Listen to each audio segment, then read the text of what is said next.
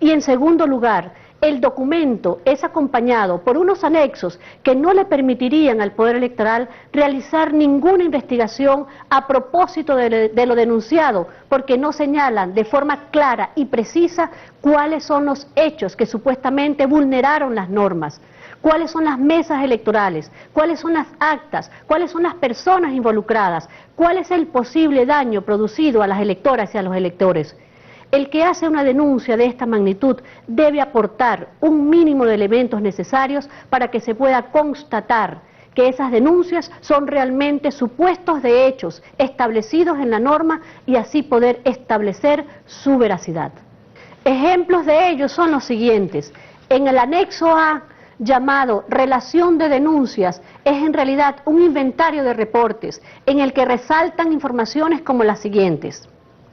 En la parroquia San Pedro en Caracas se reportó asistencia al voto por parte de miembros de mesa a ancianos. En El Paraíso no quieren poner el sello que indica que el elector votó al libro. Es importante decir que habla de un sello que no existe desde hace por lo menos 4 procesos electorales. En Aragua la máquina se apagó y se solucionó inmediatamente. En ese mismo estado, se dice también en estas denuncias, la testigo Bexi no se presentó. Y en Barinas, al reportar que el tipo del problema era testigo, limitado en sus funciones, se aclaró que estaba solucionado. La incidencia nunca sucedió. Informaciones como estas son las que abundan en el inventario presentado como prueba. Son datos sin precisión algunas sobre el posible daño al voto, sin descripción de posibles irregularidades en las actas y en algunos casos sin ninguna relación con el funcionamiento del sistema electoral y menos aún con un supuesto fraude a la voluntad soberana de las electoras y los electores. El anexo B está conformado por un conjunto de láminas con fotografías y otras con texto y números diversos. Sobre esto nos gustaría mostrar los siguientes ejemplos. Se muestra una fotografía de baja calidad en la imagen de la que se asegura corresponden a una persona con cédulas no verificadas.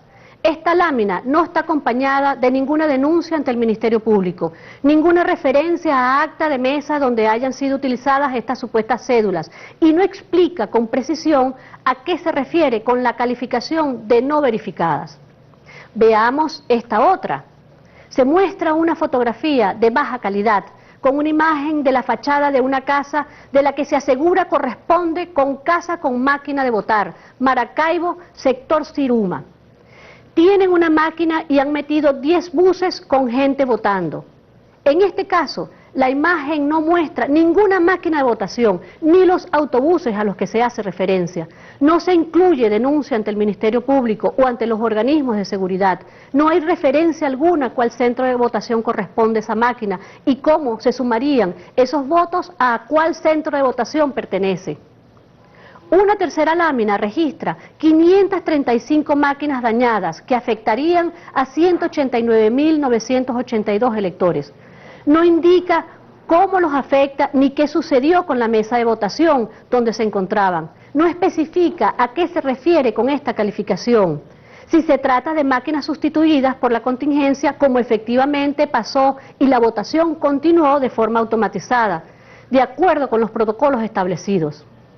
También se presenta en este anexo de láminas 2 textos calificados como denuncia en los que se dice que el presidente Maduro obtuvo entre 95 y 100% en un número de mesas de votación. No sabemos cómo esto supone una irregularidad, porque esta es la expresión del comportamiento del electorado. Fíjense que Capriles obtuvo más del 95% de votación en 58 mesas de votación. Por último, se muestra una lámina donde se afirma que fueron retirados los testigos en 286 centros. Este Poder Electoral no recibió una sola denuncia en este sentido el día de la elección, pero además en la lista de reportes que constituye el anexo A solo aparecen 6 registros referidos a esta situación y en ninguno de estos casos se aportan los elementos mínimos para constatar la veracidad de estas informaciones.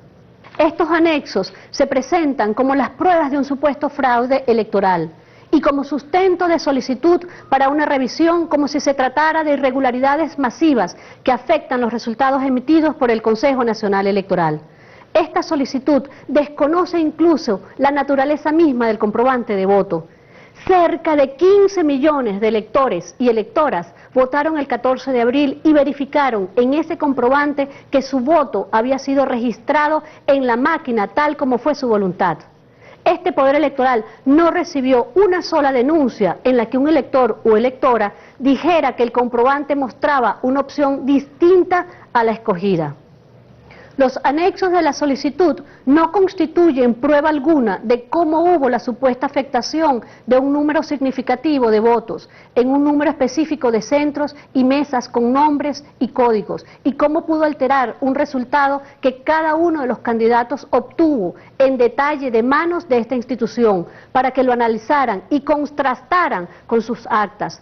Resultados que tienen en actas y fueron transmitidos a través de la red de datos que auditaron el día anterior y el día siguiente de la elección y sobre la cual no hubo observación alguna ni evidencia de fallas en la misma, tal como se evidencia en el hecho de que no existe registro alguno de irregularidades en las actas refrendadas por los testigos.